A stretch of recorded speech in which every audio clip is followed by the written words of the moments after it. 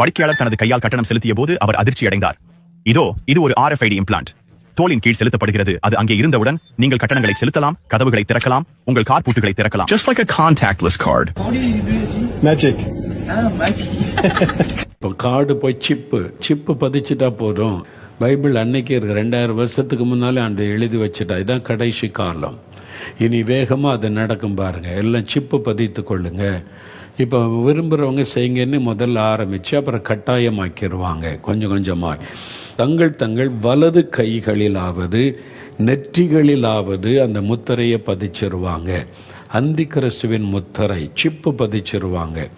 இப்போ அதை பற்றி பேச ஆரம்பிச்சிட்டாங்கல்ல, இப்போவே பதிச்சிடலாம் ஈஸியாக. அப்போ கார்டு தேவையில்லை, நீங்கள் போய் நின்னா போதும் அப்படின்னு. அது மாதிரி 17ஆம் வசனம் பாருங்கள். அந்த மிருகத்தின் முத்திரையாவது அதன் நாமத்தையாவது அதன் நாமத்தின் இலக்கத்தையாவது, ஒரு எண், ஒரு நம்பர், தரித்து கொள்ளுகிறவனை தவிர வேறு ஒருவனும் கொள்ளவும் விற்கவும் கூடாதபடிக்கு செய்தது. வாங்கவும் முடியாது, விற்கவும் முடியாது. உலகத்தின் முடிவு காலத்தில் வந்துட்டோம்.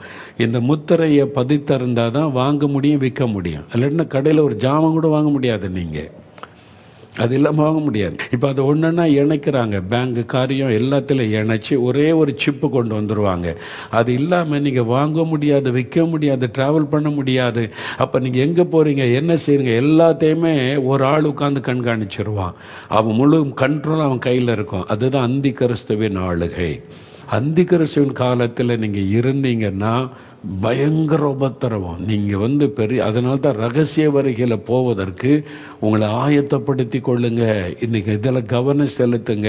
இப்போ இதெல்லாம் வச்சு என்னென்னா, நீங்கள் அவருடைய வருகைக்கு ஆயத்தப்படணும். இனிமேல் நம்முடைய சிந்தனை எல்லாமே ஆண்டோடைய வருகை சமீபம் ஆயத்தப்படணும். உங்களுடைய குடும்பத்தை ஆயத்தப்படுத்தணும், பிள்ளைகளை ஆயத்தப்படுத்தணும். ஆண்டோடைய வருகை சமீபம், நம்ம ஆயத்தமாகணும்னு எல்லாரையும் ஆயத்தப்படுத்தணும். சபைகளில் இதை முக்கியத்துவப்படுத்தி பிரசங்கம் பண்ணணும். வருகை பற்றி செய்திகள் சொல்லப்பட்டு மக்களை ஆயத்தப்படுத்த வேண்டிய ஒரு காலத்தில் நாம் வந்திருக்கிறோம்.